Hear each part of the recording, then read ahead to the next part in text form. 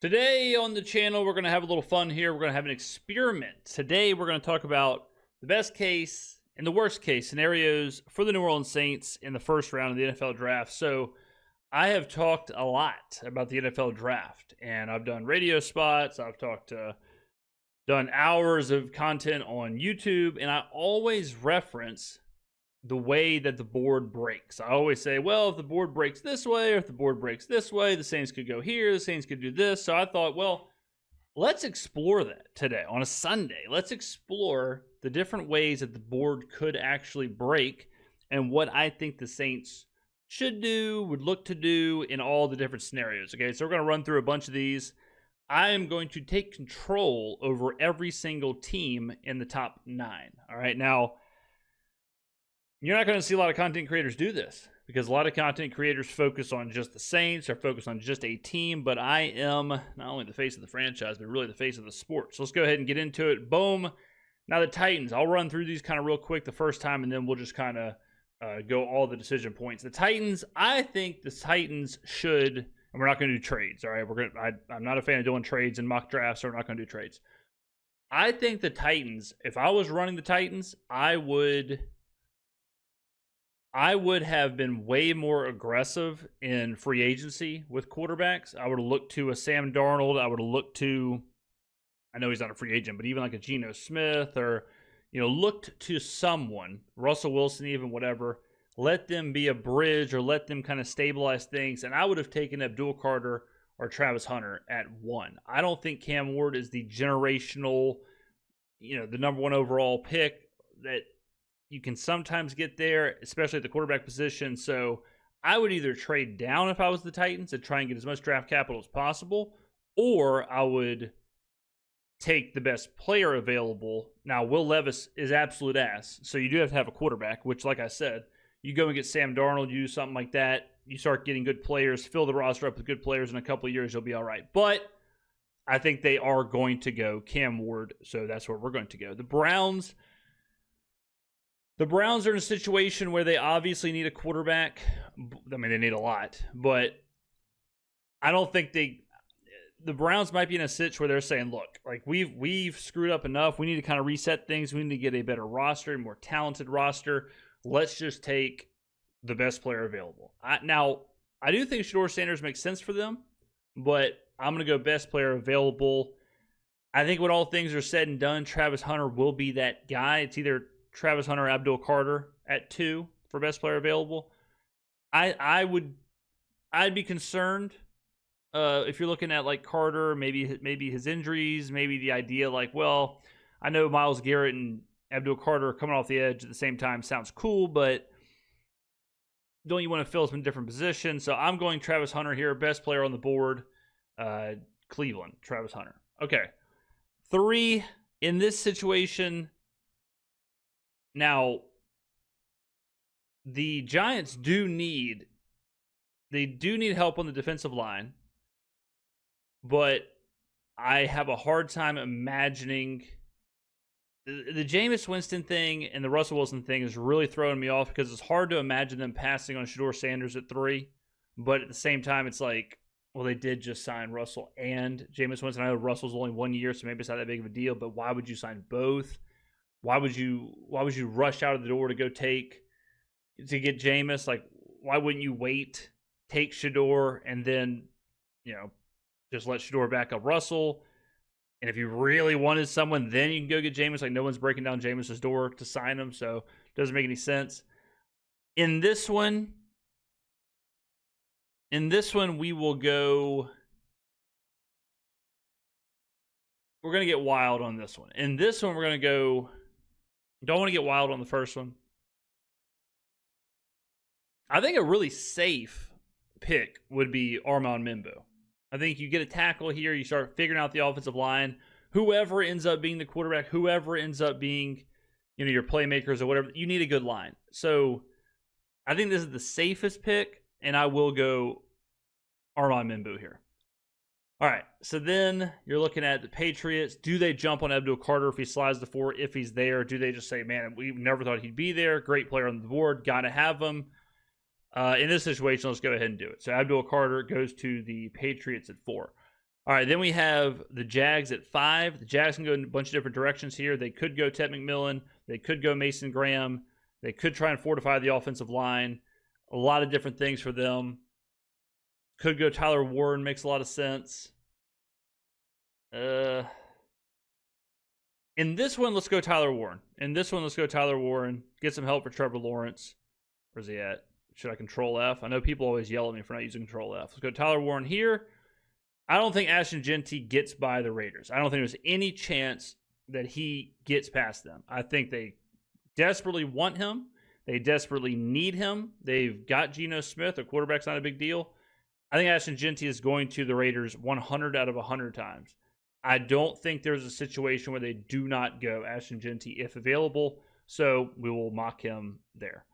Jets, McMillan I think is a good option. You've got Garrett Wilson and then nothing. You got Garrett Wilson, then a bunch of Aaron Rodgers' friends and Alan Lazard and whoever else. So they have Justin Fields. They like him as their quarterback 1 for better or for worse. I don't think it's insane if McMillan goes here. Also don't think it's insane if they take Campbell, start trying to help out Justin Fields. Here we will go Ted McMillan to the Jets. 8, the Panthers are going to go defense. I would say that's almost guaranteed.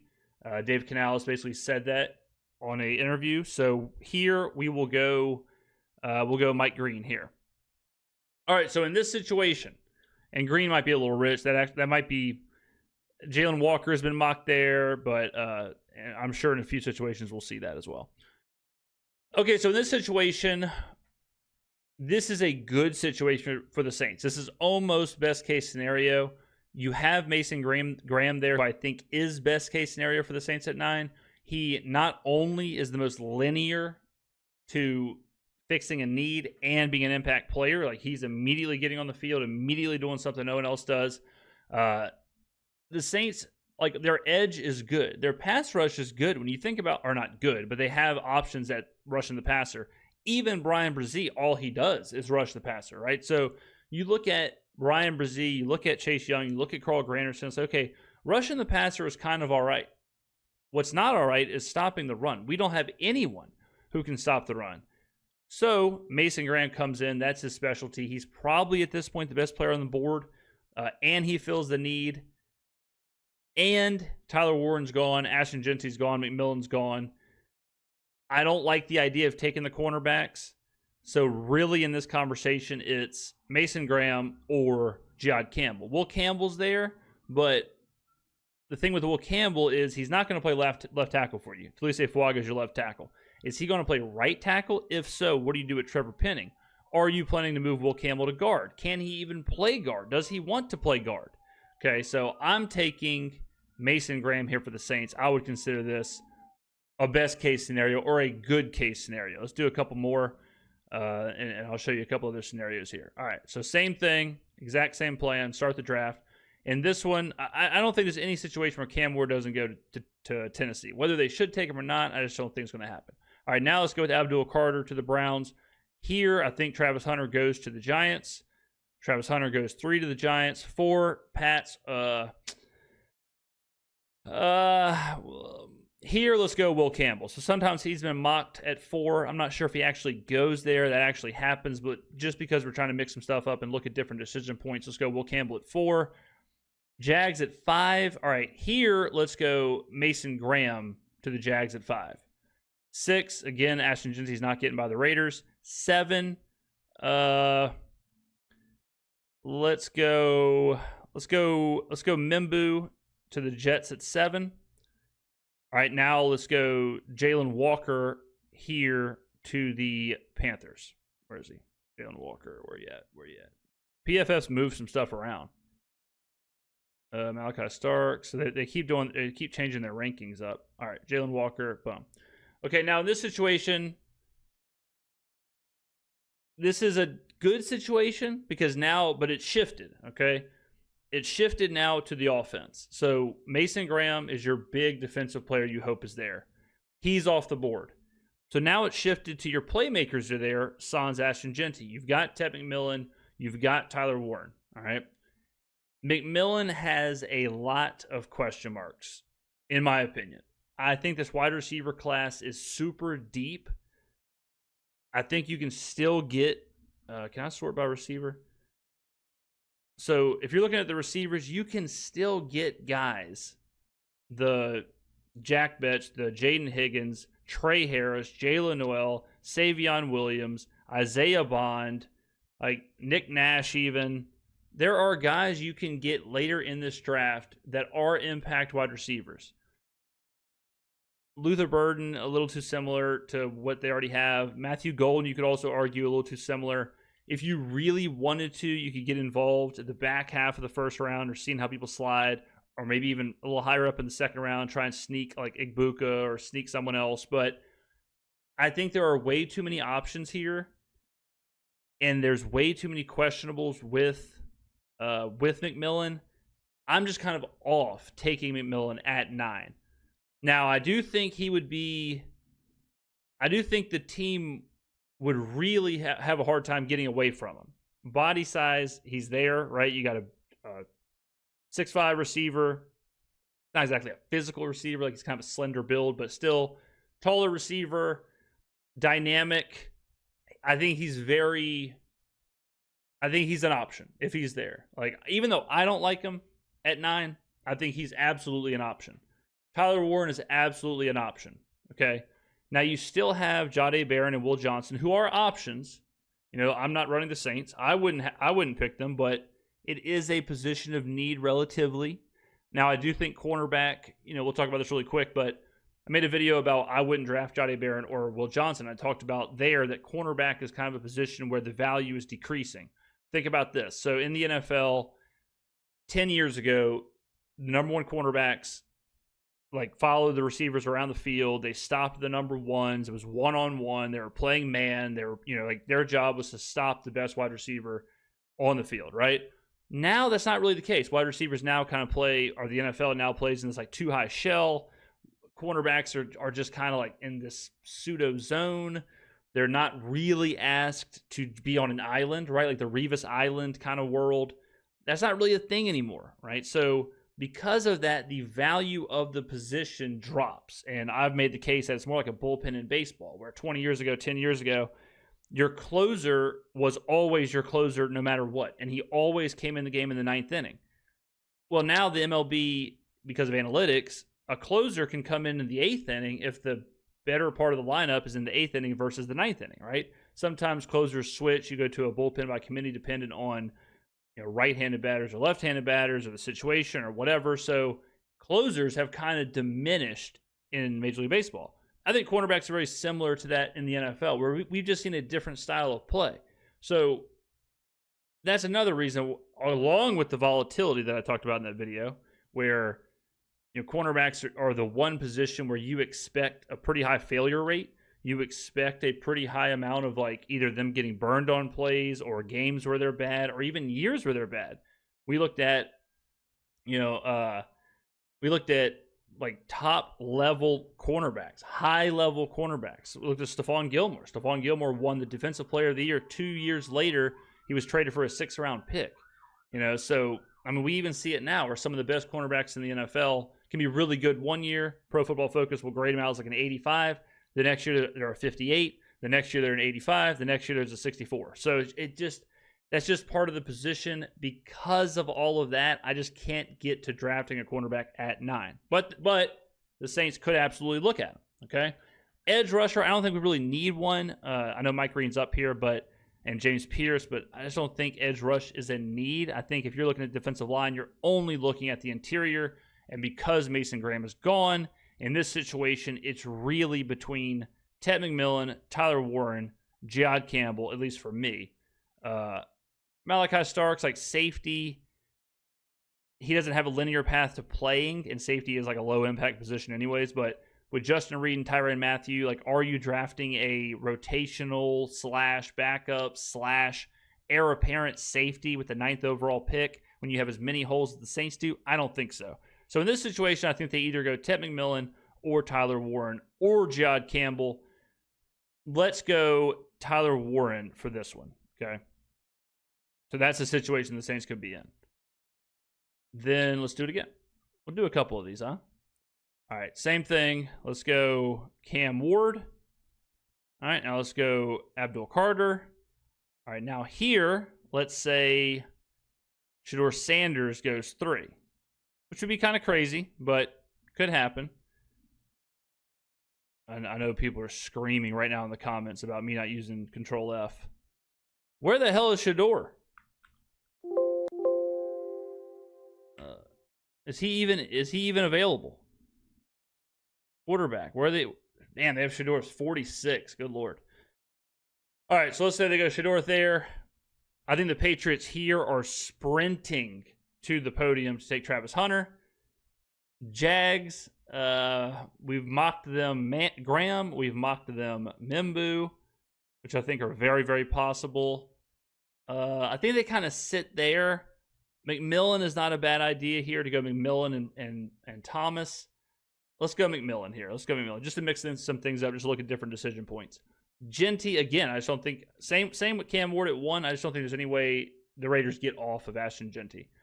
All right, so now the Jets at 7. All right, so now for them, Ted McMillan's off the board. They do have the best tackle available on the board. So I think in this situation, they're either going Will Campbell or Mimbu. So let's mock them Will Campbell.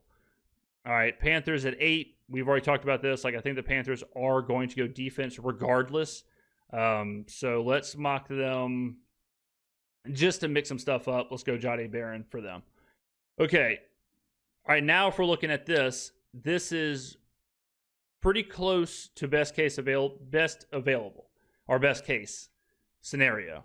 Best case scenario, I think, is if Mason Graham is there, a playmaker is there, whether it's Tyler Warren or Ted McMillan, and then Jihad Campbell is there, or Jalen Walker, whichever linebacker you think is better. I think Jihad Campbell's better. A little bit bigger. I think just the better player. So this is what I would say is best case scenario. Whereas you get, like I said, Graham, a playmaker, Campbell. Okay.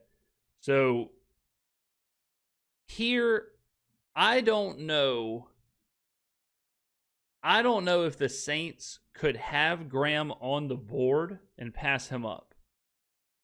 I'm not sure if that could be a thing. They would have to really, really, really, really, really like Tyler Warren or Ted McMillan to pass up on Mason Graham. Because Tyler Warren, he's awesome. And he's much more of a tight end than Juwan Johnson is. But you do still have Juwan Johnson on a $30 million contract. So if you take Tyler Warren and you're Kellen Moore, are you comfortable with getting cute to where you're utilizing both of them, and Juwan Johnson is now your hybrid wide receiver? He's your physical wide receiver. Tyler Warren is much more attached to the line of scrimmage, a true tight end, but he can also play all over the field. Are you thinking tush push with Tyler Warren? Like, are you thinking that? Is there, like, what are you actually doing there, right? In this situation, I think it's either Graham or Warren. We've done both the same, so it doesn't really matter. But I think Campbell gets a look, but we'll go Graham again. It doesn't really matter. All right, we'll do another one. This is a bit of a unique one, so I'm gonna do this one kind of on purpose and walk you through it. All right, so let's say Ward goes. Let's go Carter. Let's go Hunter. Let's go McMillan. Let's go Graham. Let's go Genty. Warren to the Jets. And let's go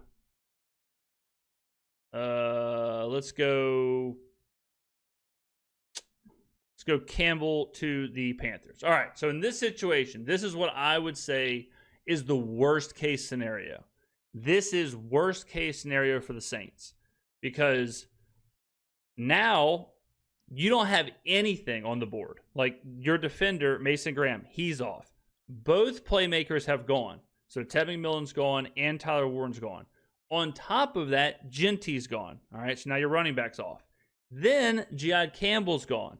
Okay, so let's say you're looking at a playmaker. Okay, well, the top playmaker is some combination of Luther Burden, Matthew Golden, like your Omarion Hampton, Colston Loveland.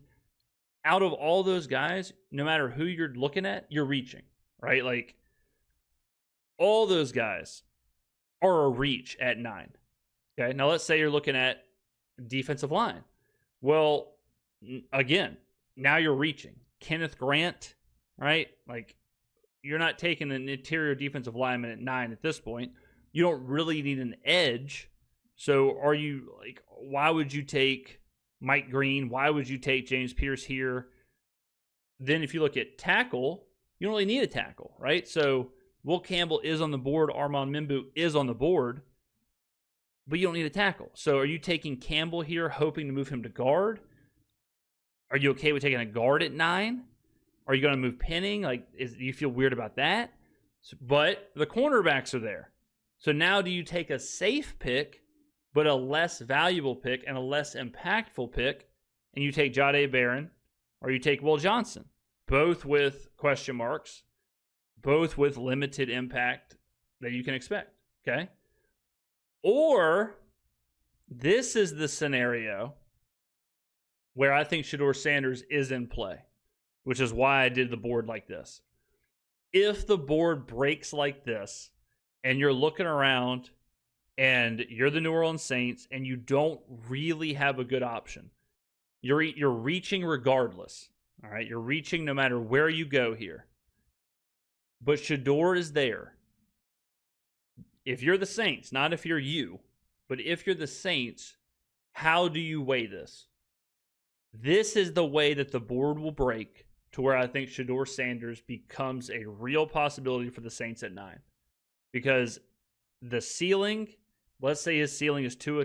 Let's say it's Tua. Even having an average to above average quarterback as a rookie, like that's just your franchise guy is Tua. Having that is probably better and probably more enticing than this board. Okay? So this is the situation where I think the Saints do go Shedeur Sanders, or would think about going Shedeur Sanders. Is it good? Should they do it? Is it smart? All those things? Who the hell knows? But that's how I think it happens. Is if the board breaks exactly like that, where you're looking at whoever your number 2 receiver is, you're looking at who your number 2 halfback is, you're looking at who your number 2 tight end is, you're looking at who your number 2 interior defensive lineman is, you're looking at who your number 2 linebacker is. You're kind of in no man's land there. The best available are all positions you don't need, right? Like tackle or edge or safety, things like that. You've got low impact, low value guys there in Jahdae Barron and Will Johnson. But then you have the highest value position, which is quarterback. So you have the highest value position and a guy who has a pretty high floor, I think, in Shedeur. Relatively, and we have a video breaking down Shedeur and Deion's comments and all that stuff coming Monday. So we'll get way deeper into that, and I'll explain in that video. But this is the sitch where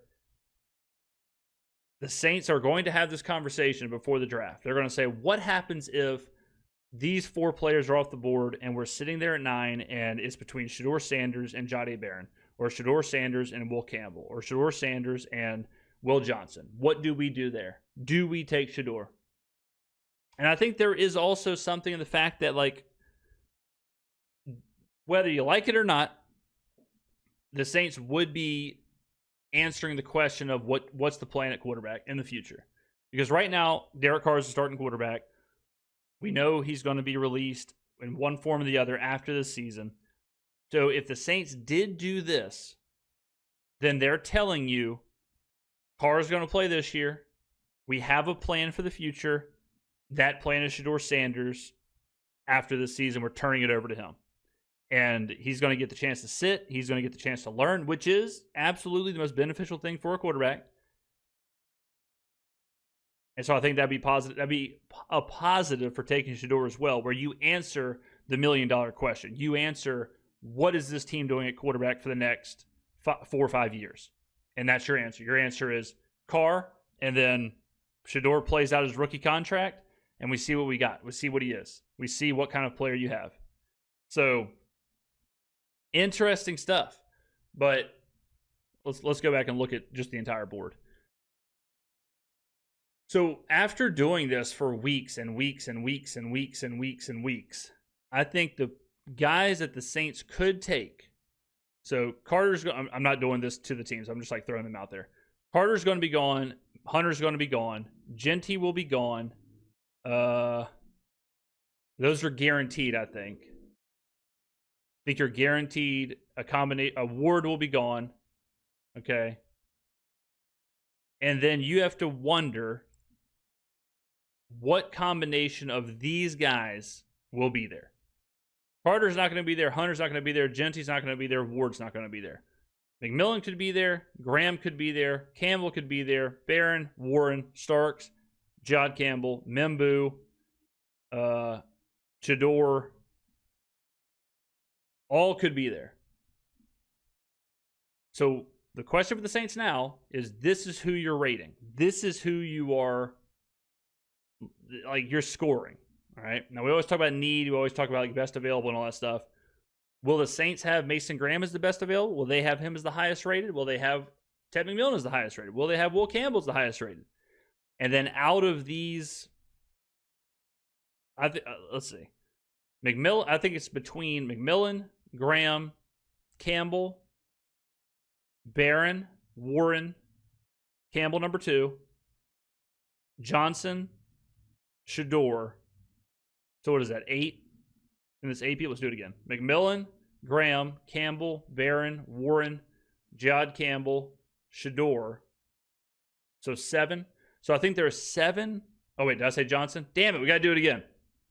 All right. McMillan, Graham, Campbell, Barron, Warren, Jod Campbell, Will Johnson. Okay, is that it? And then Shador. So I think it's eight players. So out of those 8 players, you are going to lose 4 of them, because you have the four kind of unknown. Like, we're not sure exactly where New England's going to go. We're not exactly sure where Jacksonville's going to go. We're not exactly sure where the Jets are going to go. We're not exactly sure where the Panthers are going to go. We know it's defense, but where at on the defense, right? So 4 of the 8 you want are going to be gone. So that's how I see the board breaking.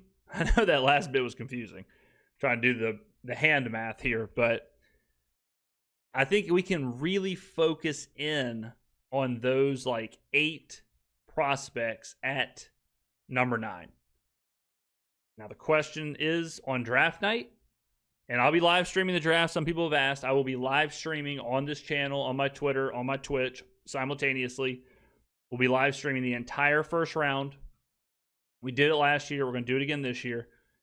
The question is, when we're sitting there waiting for the Saints pick, who are the 4 unknown? What is the combination? Will it be, McMillan and Barron and Campbell and Warren? And then we're left with this? Who knows? Okay. But there you go. So we kind of walked through, I think, all the highest chance of situations. I'm hoping the Saints, as of right now, I'm hoping the Saints either get, and not in order, but either get Mason Graham, Ted McMillan, Tyler Warren, Jod Campbell,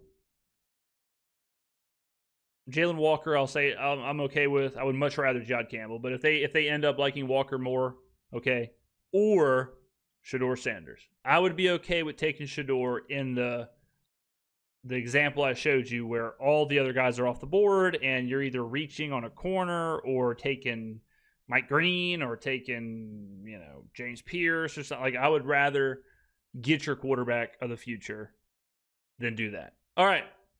Let me know in the comments below, what do you think is the best case scenario? What do you think is the worst case scenario?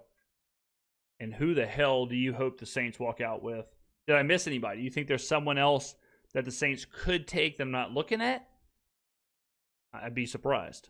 But let me know in the comments below. Thank you very much for watching. We're less than 3 weeks. Less than 3 weeks, ladies and gentlemen. We're getting close. And I cannot wait for draft night. It is going to be so much fun. Thank you for watching, and I will see you in the next video.